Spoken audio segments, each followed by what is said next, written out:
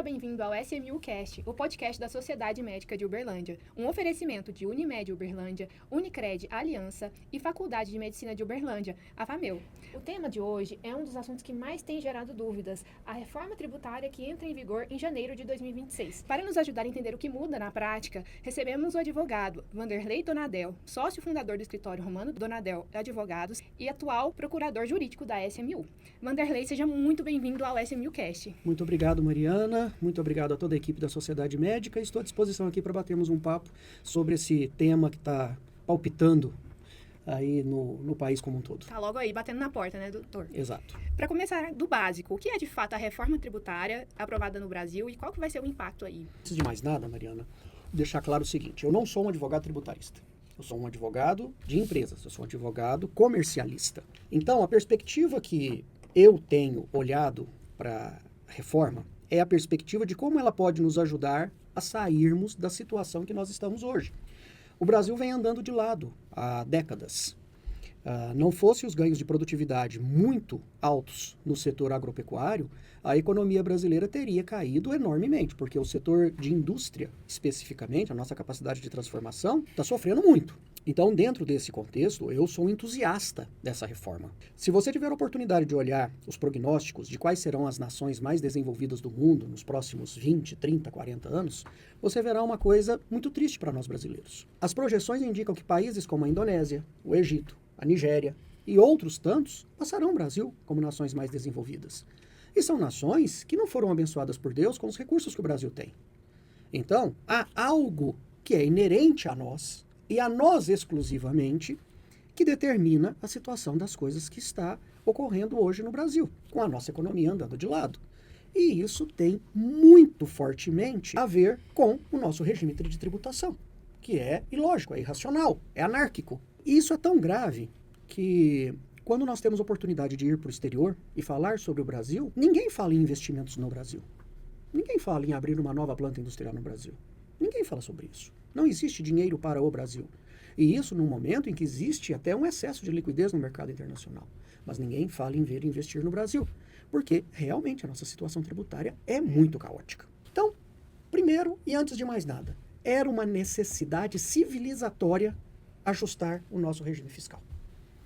A tributação sobre o nosso sistema de recolhimento de tributos sobre serviços e de ICMS, ela tem que acabar. Ela tem nos atrasado. O Brasil tem sido um país extremamente afetado por isso daqui. A percepção que nós temos é que é quase como se uma potência estrangeira tivesse invadido o Brasil e imposto uma legislação que, na prática, proibisse o Brasil de se desenvolver. Esse é o sistema tributário que nós temos hoje. Então, nos livrarmos dele é um imperativo civilizatório. E nós estamos nos livrando dele. Não vai ser simples. Não vai ser fácil. Há muitos interesses que estão consolidados dentro da lógica desse sistema, mas que ele precisa ser abandonado, é um consenso. E nós estamos, neste momento, com duas grandes reformas. A primeira grande reforma, e ela é de impacto imediato, já é o ano que vem, é a questão da tributação sobre dividendos. Nós agora teremos uma tributação sobre dividendos a partir de R$50 mil. Então, mensais. Todas as pessoas que receberem mais de R$600 mil no seu CPF ao longo de 2026 sofrerão uma tributação. E essa tributação é imediata, ela acontece agora. Então, especialmente para as clínicas médicas, para os prestadores de serviço de forma geral, é hora de começar a fazer conta.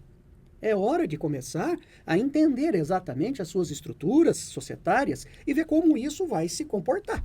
E isso implicará até uma mudança de comportamento. Eu vou lhe dar um exemplo. Eu tenho vários amigos médicos. Como o dividendo não é tributado, muitas vezes eles vão para congressos, que é uma atividade de interesse da clínica, e eles pagam isso do seu próprio bolso a partir de dividendos. Eles compram seus livros de interesse também da clínica com seus próprios dividendos. E em outras atividades, todas elas eles compram com recursos dos seus dividendos. Agora, isso parece não vai fazer mais sentido. Aquilo que é de interesse da clínica deve ser pago pela clínica.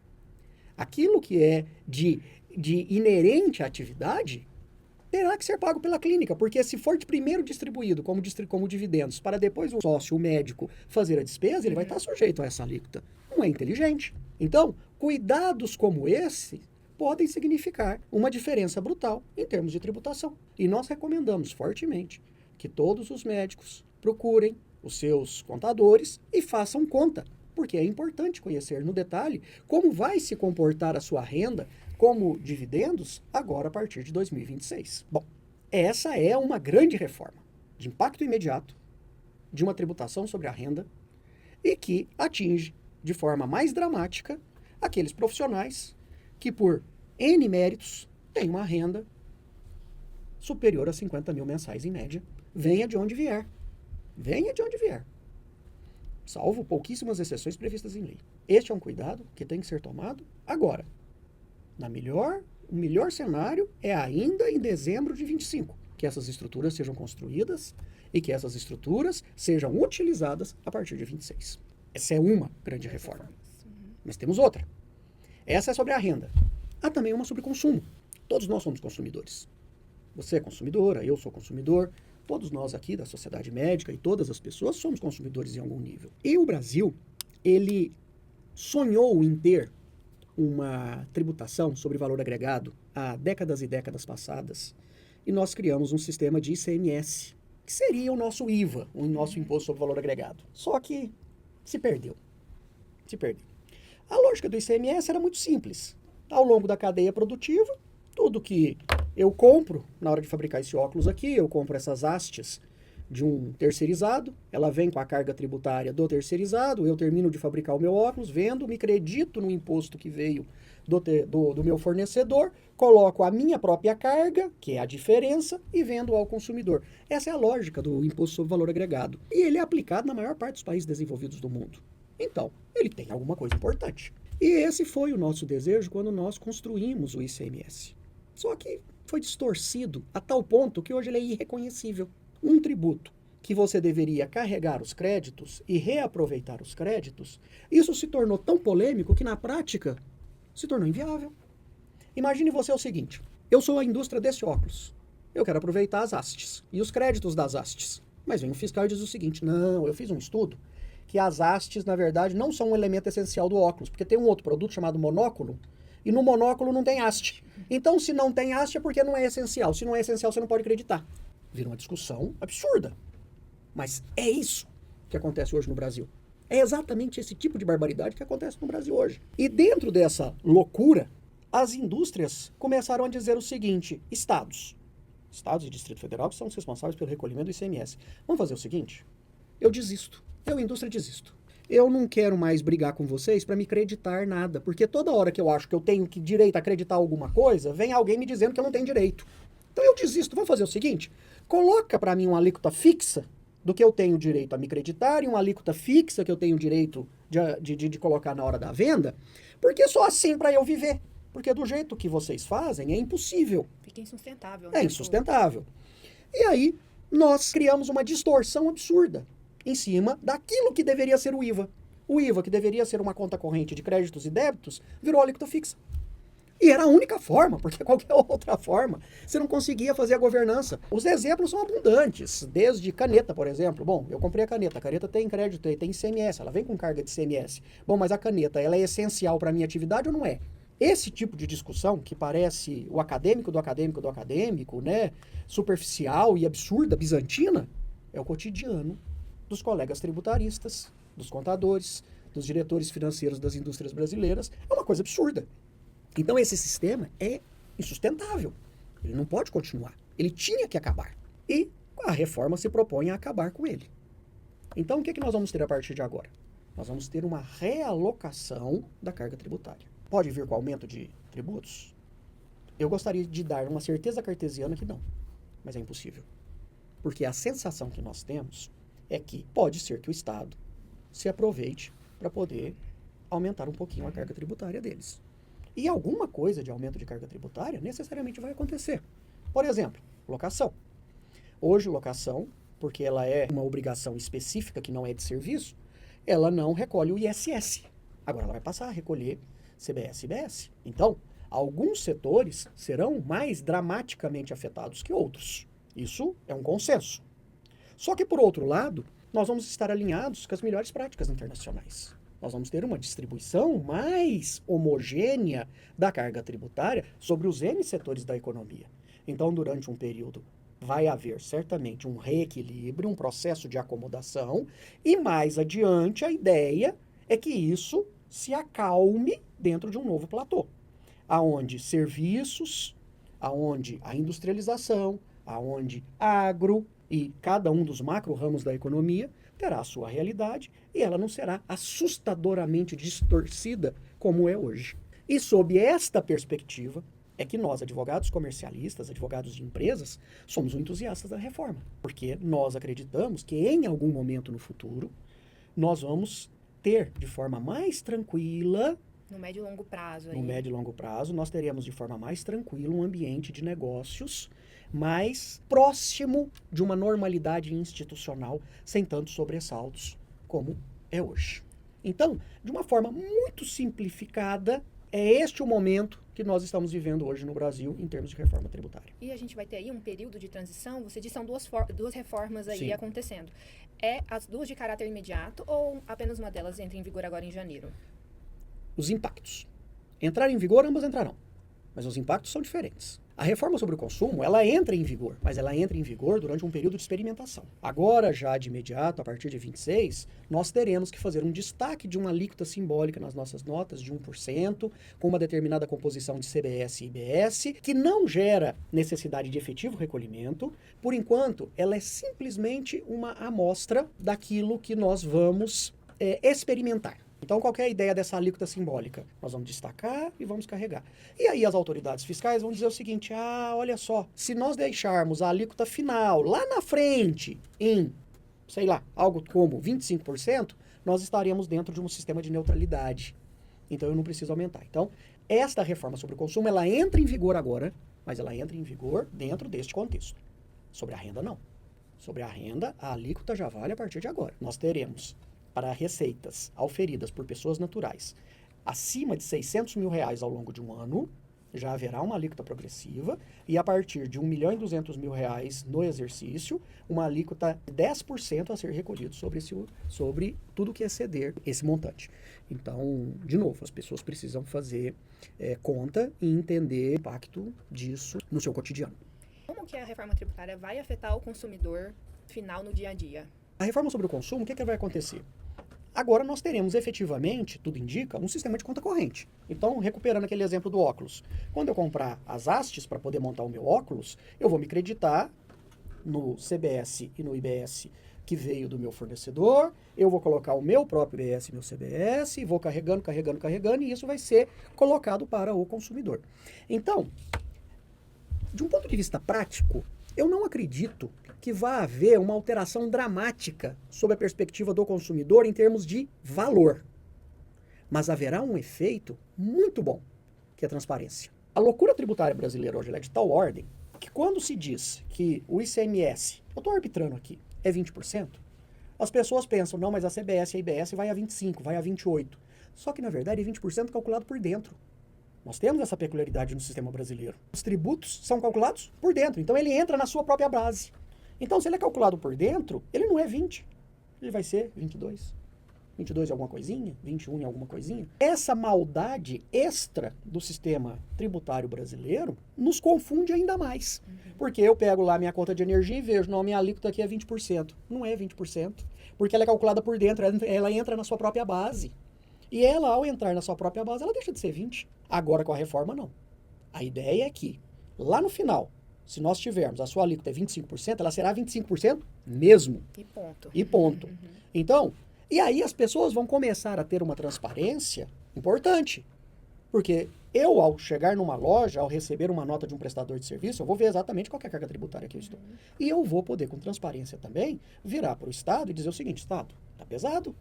Eu, como consumidor, acho que está injusto eu pagar 25% de IVA. Ou, eventualmente, se a qualidade dos serviços públicos melhorar exponencialmente, as pessoas poderão dizer, não, é justo 25% de IVA, porque a contrapartida em termos de serviços que o Estado vem prestando melhorou substancialmente. É algo a se perceber no futuro.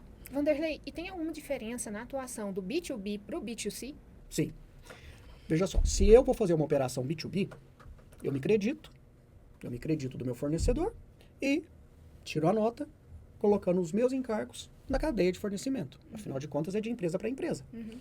Já quando eu vou para o consumidor, já não tem isso. No consumidor eu vou destacar a tributação total do meu IVA, CBS e IBS, a soma dos dois, e o consumidor vai recolher aquele valor, aquele montante. E o consumidor, naturalmente, ele não se acredita em nada. Maravilha, doutor. Esse episódio conta com o apoio dos nossos patrocinadores, Unimed Uberlândia, Unicred Aliança e Faculdade de Medicina de Uberlândia, a FAMEU, que apoiam o combate à desinformação, promovem conhecimento de qualidade e fortalecem a nossa história junto à comunidade. Doutor, e a reforma tributária trouxe algum tratamento específico ou diferenciado para a área da saúde? Sim. A área da saúde, ela teve um tratamento especial, onde sobre a alíquota final da CBS e do IBS, que, de novo, nós não sabemos qual será, Não foi definido, então? não há definição. Não há definição.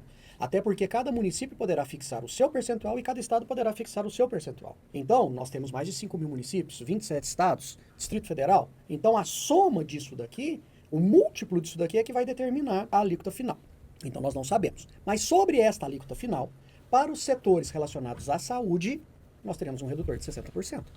Então, o paciente do setor de saúde, o consumidor do setor de saúde, ele arcará com um custo menor na sua nota. Então, se a tributação para o setor como um todo, para o município de Uberlândia, por exemplo, for 25%, para aquele consumidor de uma consulta particular, ela será 25% menos 60%.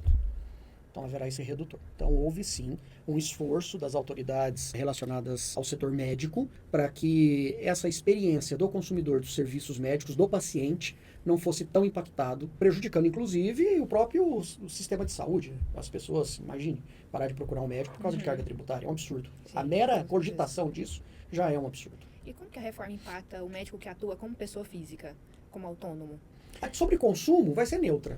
Ele não vai acreditar nada e também a nota dele não vai gerar nada para o consumidor final. Mas ele provavelmente pode ter um problema sobre a tributação dos dividendos. Então, é recomendável ele, novamente, procurar o seu contador e fazer contas e estudar esse tema com profundidade. E para o médico, pessoa jurídica, que tem uma clínica, um consultório, o que muda aí de forma mais relevante? Ele vai se acreditar. Ele se acredita hoje. Há inúmeros insumos que ele compra para a clínica dele. Todo tipo de material que ele compra. Hoje ele não se acredita nada. Na prática, não se acredita nada. Ele vai passar a se acreditar e ele vai ter também a nota dele para o consumidor. Vai haver uma mudança importante e que pode, no final, até beneficiá-lo. A depender do tipo de cliente que ele vier a atender, pode ser até que, neste caso em específico, exista até uma redução de tributos sobre este médico. Outros profissionais da área da saúde, fisioterapeutas, psicólogos, enfermeiros também serão beneficiados nesse aspecto? Sim, toda a cadeia da saúde terá esse benefício. Perfeito. E quais providências práticas o profissional de saúde que atua como pessoa jurídica já deveria começar a providenciar desde já, doutor? Ele tem que fazer conta. Ele tem que se aproximar do seu contador, chamar o seu contador e planejar o cenário futuro dentro dessa nova realidade. Vamos pensar em cenários mesmo. Então, assim, o médico que tem aí até 600 mil por ano é um cenário, até 1 milhão e 200 é outro. Qual que é esses parâmetros aí para a gente pensar em formas? O que acontece? O melhor modelo é o seguinte, é pegar toda a realidade documentada dele, do exercício 25, e fazer uma simulação. Se essa regra já estivesse valendo, qual seria a minha tributação com base na minha realidade de 25? Aqui eu estou gastando, aqui eu vou ter um ofensor pesado, e é injusto. Porque aqui, realmente, eu recebi uma distribuição de dividendos um pouco maior, só que na realidade eu acabei comprando uma máquina. Poxa, isso não é justo. Eu não tenho que primeiro receber um dividendo para depois comprar uma máquina. Procure uma alternativa, porque se é uma máquina, provavelmente ela é inerente ao negócio. Não faz sentido você comprar isso na sua pessoa física. Esse tipo de exercício, o médico precisa fazer e precisa fazer imediatamente. E a emissão de recibo, documento fiscal na área da saúde, vai ter alguma alteração? Não, continua igual. Essa é uma preocupação grande das autoridades fiscais brasileiras. Elas são machucadas com esse tema de contribuinte apresentar recibo médico para poder fazer deduções indevidas de tributação de renda. E essa é uma preocupação muito forte e, por enquanto, não muda nada. Certo. E para aquelas empresas ou médicos também optantes pelo Simples Nacional, o que muda? O Simples, ele virou um bicho exótico nesse novo ecossistema. Na prática, há dois Simples agora. Há o Simples, igualzinho, não muda nada. Então, você vai continuar sem gerar crédito, a sua nota também não carrega nenhum benefício. Esse é um tipo. E existem situações onde isso é vantajoso. E há também o sistema híbrido, onde os optantes pelo Simples poderão se creditar dos insumos que eles compram e, da mesma forma, gerar crédito daquilo que eles colocam ao mercado, numa operação B2B, por exemplo. Uhum. Então, de novo, tem que fazer conta. Se esta empresa do Simples, ela está no meio de uma cadeia importante, pode ser que faça todo sentido para ela adotar um sistema híbrido, um sistema misto. Se ela já está, talvez, numa situação onde ela presta serviço exclusivamente para o consumidor e a quantidade de coisas que ela compra no mercado é muito pequena, são insumos extremamente básicos, como um papel, por exemplo, talvez não faça sentido. De novo, tem que fazer conta. E médicos e clínicas precisaram rever a estrutura societária, regime tributário ou forma de faturamento? Nós recomendamos fortemente que sim. E todas as vezes que eu falo tem que fazer conta, na prática é disso que nós estamos falando. Nós queremos que esse exercício seja realizado. Talvez faça sentido uma segregação de atividades, talvez faça sentido umas estruturas de controle familiar um pouco mais sofisticadas. Talvez não faça sentido nada. Talvez faça sentido continuar do jeito que está. Agora, importante é tomar uma decisão consciente. E isso é que faz toda a diferença. Doutor, e em termos práticos, como que fica essa alíquota aí com a redução para os serviços de saúde? Bom, eu vou tentar ser o mais objetivo possível aqui, baseado nas poucas informações concretas que nós temos e que são colhidas aí majoritariamente da imprensa. A alíquota de referência, assim, imagina-se que a alíquota de referência do IVA futuro será de 28%. Imaginando este número, e de novo, esse número não está escrito e não está cravado em pedra, tá? Não está cravado em pedra, não. Mas vamos supor que seja realmente 28%. Sobre esses 28%, numa situação normal, a clínica vai se creditar de alguns insumos e vai ter a redução dos 60%. Isso falando exclusivamente para o médico. Então nós imaginamos que, assim, numa conta extremamente grosseira, que a tributação do IVA vai ser algo próximo de 11% para uma clínica normal, com seu giro de negócios normal, dentro dessa nova sistemática. Para os serviços de saúde Isso, exclusivamente. falando exclusivamente também em IVA, que é a soma do IBS com a CBS. Nós não estamos falando aqui de RPJ e não estamos falando aqui também da contribuição social sobre o lucro líquido, que são outros tributos e que vão continuar existindo e ainda com mais a tributação agora do dividendo. Excelentes pontos, doutor. E qual mensagem você gostaria de deixar para o público que nos ouve em casa? Uma mensagem de otimismo. É um momento delicado, é um processo necessário. Talvez esta geração de brasileiros esteja corrigindo algo que sacrificou miseravelmente 2 gerações anteriores e que impactou negativamente o nosso país de uma forma muito séria. Então, eu sou um otimista com a necessidade da reforma. É claro que certamente ajustes serão necessários, mas a ideia de extinguirmos o sistema de ISS e ICMS, ela é uma questão de sobrevivência nacional. Então, eu sou um otimista e acredito que ao final desse ciclo nós sairemos um país com uma economia mais forte e mais pujante. Vanderlei, muito obrigada por trazer clareza a um tema que é importante não só para os médicos, né, mas para toda a população em geral e por trazer informações aí tão claras e relevantes nesse momento. Eu é quem agradeço a oportunidade e nos colocamos à disposição aqui a estrutura da Sociedade Médica para qualquer esclarecimento adicional que for necessário. Muito obrigada, doutor. Esse episódio do SMUcast contou com o apoio dos nossos patrocinadores, Unimed Uberlândia, Unicred, Aliança e Faculdade de Medicina de Uberlândia, a FAMEU. E a você que nos acompanha, obrigada por estar aqui conosco. Até o próximo episódio.